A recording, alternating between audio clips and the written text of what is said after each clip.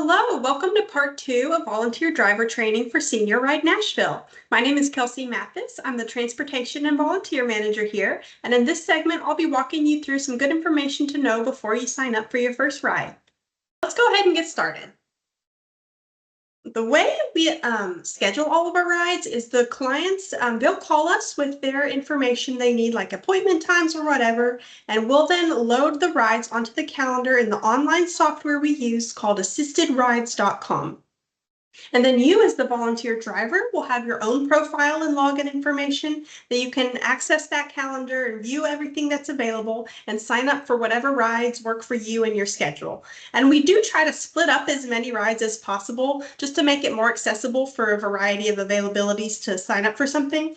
So say if you have a 1-hour lunch break and you can have enough time to drop somebody off at the doctor so somebody else can come back and bring them home at the end, that's great. Or maybe you have more time and you can sign up for both pieces and complete the whole round trip yourself.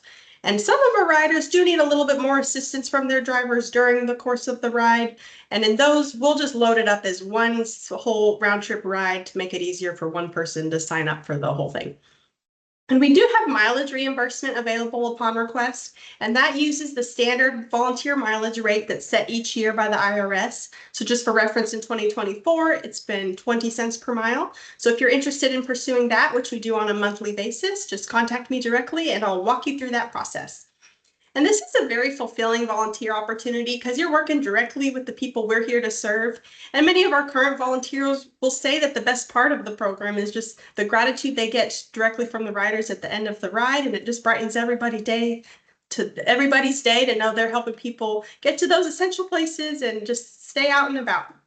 And we do have a couple different volunteer events and incentives to keep everybody engaged, like volunteer gift card drawings or meetups or get-togethers for people to kind of come together and share experiences and stories and learn more about the program and stay excited about driving.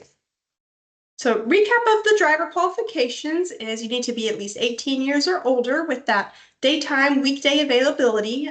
We set the rides during those times, so our office staff is available to help during the course of a ride if needed. And you do need to have a pretty easily accessible vehicle, like large pickup trucks and really tall SUVs may not work because a lot of our riders couldn't get into them. So if you have questions about your particular vehicle, just feel free to reach out and I can help gauge whether it'll work for our riders or not. And we do ask for a commitment of about 2 rides per month. We know schedules ebb and flow, so if you can drive more one month and less the next because you're traveling or something, that's totally okay. But as long as it averages out to about 2, that's great because it helps us to more accurately gauge how many rides we can accept when we know that our driver roster is actively driving. And we do need to complete an application and training process, which includes watching these videos. And we'll also have you fill out some paperwork. We'll run the background check, driving record check, and contact some references and things like that, just to make sure everybody's a good, safe driver. Okay, everybody's first question about this program generally comes around insurance because it can be kind of a confusing topic. So as a volunteer driver, your personal auto insurance policy will be primary, which basically means if you were to get into an accident on a senior ride, you would file it through your insurance as you ordinarily would. And so we do suggest that you notify your agent that you're doing this just in case they have any extra info that you should be aware of. And Senior Ride Nashville as an organization also has a separate umbrella policy that will cover all that excess liability coverage that might not be in your policy, just so that all of the bases are covered and you can feel safe driving. And beyond insurance, we've got these 2 laws in place that protect volunteer drivers' liability. That PROVIDE Act will cover you inside the car as a driver, as long as you're acting in good faith. And then outside of the car, helping somebody to or from a vehicle, that Volunteer Protection Act will give you that immunity as well, as long as there's no gross negligence. So we just want it to be as accessible as possible for people to help those in need. So we've got these kind of helpful laws in place. Okay, so if something is to happen during a ride, like somebody gets injured or any property is damaged, please notify our staff immediately. But if somebody does get injured, help them first as appropriate and then notify our staff. And then we would work with you to complete an incident report form and document whatever steps are taken, like contacting emergency contacts, and just to make sure that the person is doing okay and moving forward. So just, it's a good idea to let us know about this as soon as possible, just while you're still able to accurately recollect all the details. Okay, and a couple more policies we have. Our firearms policy states that riders and drivers are prohibited from carrying during the course of a ride. So if you do have a firearm, please leave it at home. And our phone use policy, just remember hands-free Tennessee. We've got to use hands-free devices for phone calls. So feel free to take a call if you need to, just use that Bluetooth or CarPlay, and just do not text and drive. And we also recommend having GPS up on your dashboard somewhere where you can view turn-by-turn directions, just because even if you've lived here your whole life, you know how unpredictable traffic can be, or construction, or different city events closing down roads. So it's good to have a good route for that day that you're specifically driving. Okay. And our sickness policy is basically do not drive if you're sick. So if you've had these symptoms the day leading up to a ride you're signed up for, please remove yourself and just stay home.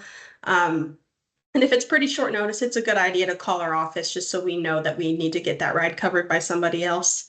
And as far as weather goes, Davidson County is a big county, so it can vary greatly from one end to the other. So if there's a problem in your particular neighborhood that makes you uncomfortable getting out and driving, that's totally okay. Just take yourself off the ride so somebody else can fill in. And if it's a more widespread inclement weather issue, we will shut down the whole program. And that is typically for ice and snowy weather that tend to shut down the city anyway. So we'll make those calls as early as possible, just keeping in mind that safety is #1 priority. So we'll be in touch if you're signed up for a ride on that day that we're closed, just to be sure you're aware. Okay, and as far as animals go, some of our riders do have service animals, so we would note that on their profile, just so you know what to expect whenever you're signing up for a ride. And the other instance where we would allow animals in the car are if somebody needs to take their pet to the vet, because we do want people to be able to maintain their independence for as long as they can. And of course, that includes taking good care of their furry friends. So you'll be able just to view those ride details. So if you're comfortable taking an animal, go for it. And if you happen to be allergic, just pass that one up. And also want to touch on this right to refuse service policy. So if you show up and somebody's acting unruly or against their code of conduct, you're not comfortable driving, you're totally welcome to refuse it. Just call our office immediately so we can be aware. And I will mention that that's not something you really need to worry about, as in our so far 7 years of service, we haven't had a call like this, so it's incredibly uncommon. But we just want you to feel totally safe and know that that right is there. Okay, and back to assisted rides, the online portal we use. So that's what we'll use to help us organize all of our schedules and drivers and riders profiles. So since you'll have your own login, you can access it to see helpful information about riders, so you know who's a good fit for you, who might live in your neighborhood, and things like that. And then after you go for the ride, you would log back in and close it out with any time, mileage, and any helpful notes, just to help us maintain our accurate reporting. Okay. Okay, so once you have your login and you get in there, you'll see this dashboard is the kind of default view of what you'll see. So just a quick snapshot here. And so on the right-hand side, I want to call attention to the available requests. And we have all the riders' names smudged out here, but you'll see people's names there, the destination of where they're going, and the date and time that it's at. So you'll see this circular arrows is a round trip. That's like a complete round trip that you would do the whole thing there and back. So again, that's either like really short rides or for riders who need driver assistance. And these singular direction arrows will be the split trips.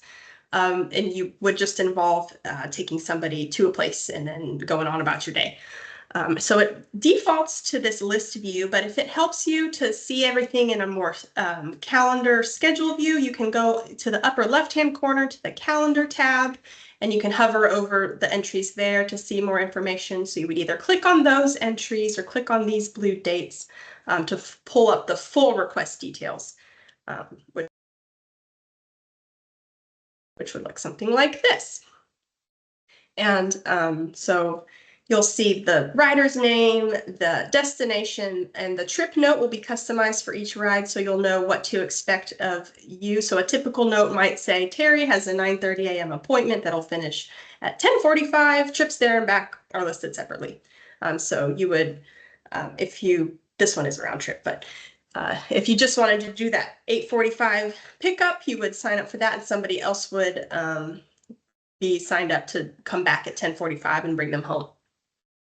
So if everything looks good, the details are a good fit for you, it's a good time of day, you would click this green button, yes, assign me as driver, and then that would show up on your My Scheduled Requests back on your dashboard. This will be above the available requests. And so again, this is a good snapshot of everything that is expected of you. So it's always a good idea to sign into this the day of a ride, just so you know nothing has been updated that you didn't know about. We do generally email everybody if changes have made after you've signed up, but sometimes things land in spam folders or things will glitch. So it's just a good idea to stay up to date. And it's also very important to contact your rider the day before to let them know you'll be their driver, because many people schedule their rides pretty far in advance, up to 3 months ahead of time. So having that phone call the day before helps them have that ease of mind that everything's all good to go. And also keep in mind that the riders do not have access to this software. So really the only way they're going to know who is coming is if you contact them. So typically a phone call is great. Some people you'll see might prefer a text. And so that's that, where you can also confirm the destinations and the time and everything. And after that, after you go about the ride, everything goes great, you'll log back in and complete the request. And that, it will pull up this pop-up that will give you the miles, starting with the estimated miles based on Google Maps, assuming you're doing it from your home and back to your home. So if you didn't start from home, or if you signed up for both parts of a split ride and did not go home in between, you might need to alter the amount of miles, just keeping in mind that we add everything up individually. So if you did both parts of a split ride, be sure it's divided in half so nothing is double counted. So it'll be from when you left your starting point to whenever you return there.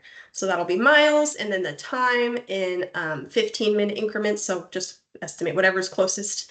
And then if you have any notes you want to leave us, such as updates to a rider's mobility aids or any helpful information about the destination or their pickup instructions for their home, this is a good place to put that. Just keep in mind, we do read all these notes. We love to read them, but it's not usually until a week after the fact. So if it's something that's more time sensitive, please do call or email us directly so that we can address it in a more of a timely manner.